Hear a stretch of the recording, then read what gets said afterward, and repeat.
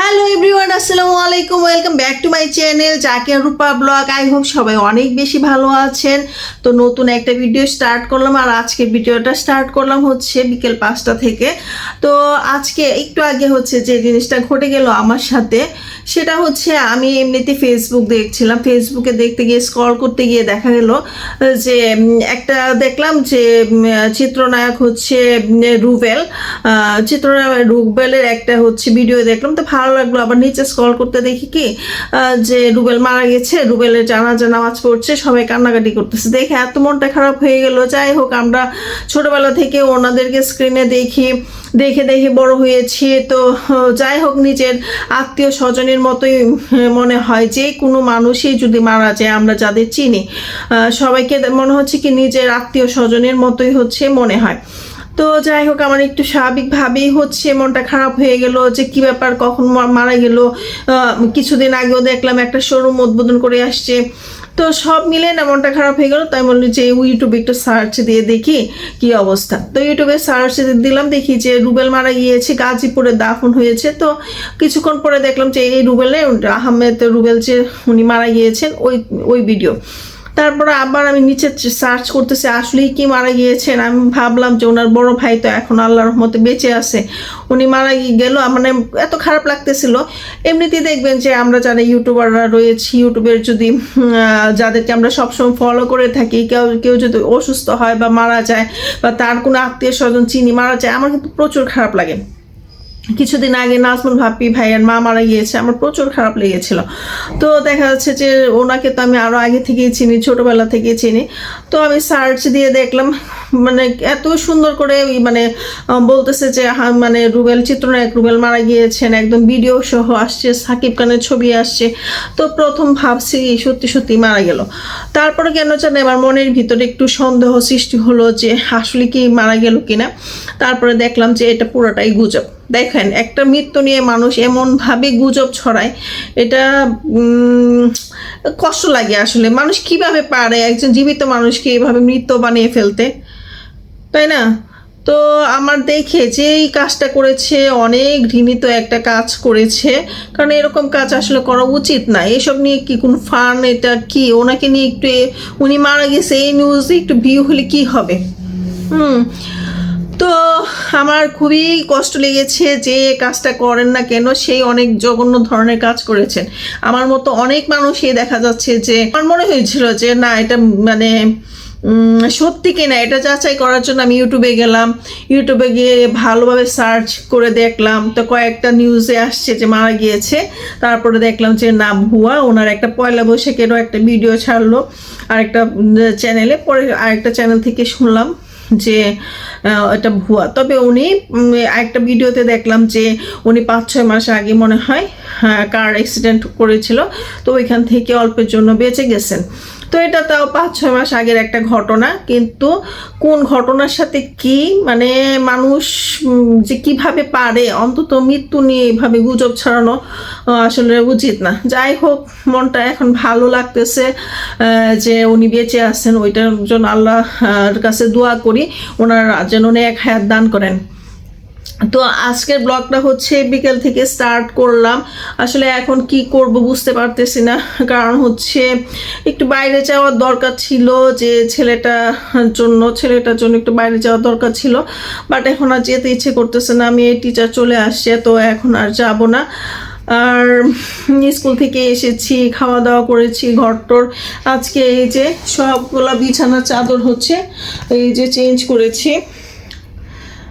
আর আমার হয় কি, যেহেতু আমি ওয়াশিং মেশিনে কাপড় ধুয়ে আমার হচ্ছে বিছানা চাদর জামা যাই বলেন না কেন একটু ফেড হয়ে যায়। মানে ওয়াশিং মেশিন এত সুন্দর করে কাপড় ধোয়, পরিষ্কার হয় ঠিকই, কিন্তু এমনভাবে পরিষ্কার করে যে কাপড়ের রং পর্যন্ত উঠে যায়।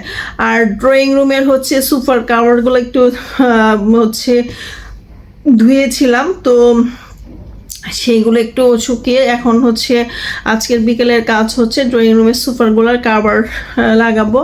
তো এইটুকু বিকেলের কাজ। আর বিকেলে নাস্তা রেডি করব। রান্নাবান্না এখনও বাকি রয়েছে, মাছ ভিজিয়ে রেখেছি, তো রান্নাবান্না কিছু বাকি রয়েছে। আর কিছু করেছি।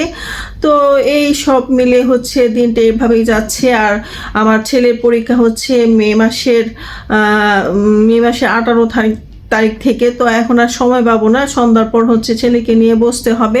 মেয়েরও পরীক্ষা, মেয়ে যেহেতু ক্লাস 10-এ পড়ে, ওর এমনিতেই পড়াশোনার প্রেশার একটু বেশি। তো আসলে সব মিলে আসলে একটু ব্যস্ততার মধ্যেই সময় কাটাচ্ছি। মানে ভিডিওটাও কন্টিনিউভাবে সুন্দর করে গুছিয়ে করতে পারছি না। তো যাই হোক, আমার পাশে থাকবেন। এই পর্যন্ত এসেছেন, অথচ লাইক দেন নাই, প্লিজ একটু লাইক দিয়ে দিবেন। আর আমার চ্যানেলে যদি আপনারা নতুন হয়ে থাকেন, প্লিজ প্লিজ প্লিজ সাবস্ক্রাইব করে আমার পাশে থাকবেন। তো চলুন ভিডিওটি একটু আগে আজকে কি কি কাজ করেছি এই পর্যন্ত চলুন আপনাদের সাথে শেয়ার করি। এই যে আমার সুপার কাভারগুলা ওয়াশ করে বেশি করে নীল দিয়ে নিয়েছে, যেন সাদা কাপড়টা না থাকে। কারণ হচ্ছে সাদা কাপড়টাতে ময়লা হয় অনেক বেশি, প্রচুর ময়লা হয়। এই জন্য একটু নীল দিয়ে একটু কালারফুল করে নিলাম, বেশি করে নীল দিয়েছি। আর চেয়ারের কাভারগুলো হচ্ছে অলরেডি ধুয়ে চেয়ারে দিয়ে দিয়েছি। তো এইগুলো হচ্ছে এখন না, শুকিয়ে গিয়েছে। আমি হচ্ছে এগুলো হচ্ছে পরে হচ্ছে করব, পরে হচ্ছে কাভারগুলো লাগাবো।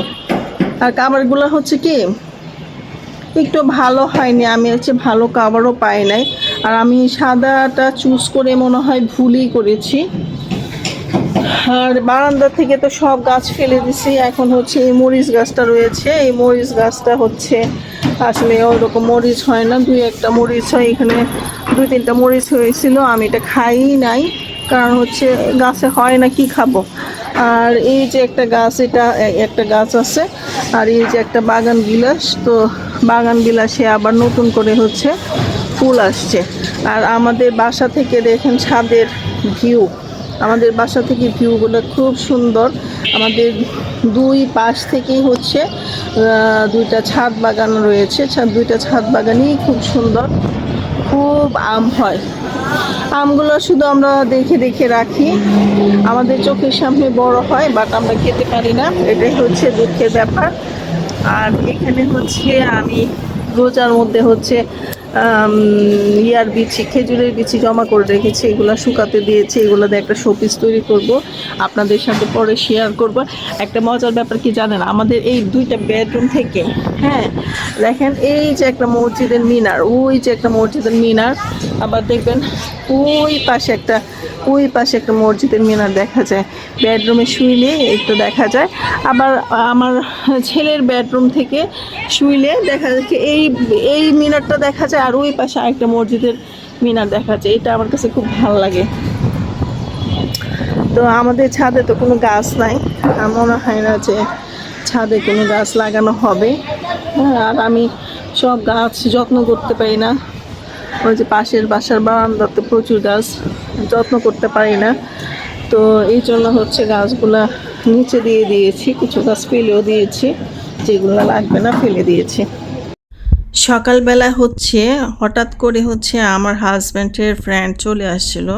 তো সকালবেলা বলতে 11টার দিকেই আসছিল।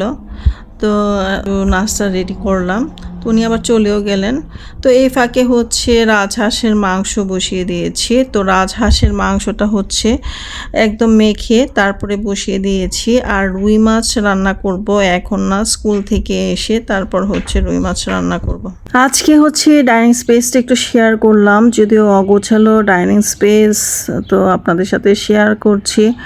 তো আজকে কাভারগুলো হচ্ছে ধুয়ে দিয়েছি, যার ফলে হচ্ছে চেয়ারগুলো ওপেন। আবার সোফারও হচ্ছে কাভারগুলো ধোয়ার জন্য নিয়েছে, তো এর জন্য হচ্ছে সোফার কাভার নেই। তো এগুলো ধুয়ে টুয়ে আবার হচ্ছে বিছাতে হবে। এই যে হচ্ছে আমার ড্রয়িং রুম, সচরাচর কাভার দেওয়া থাকে, আপনাদের সাথে শেয়ার করা হয় না।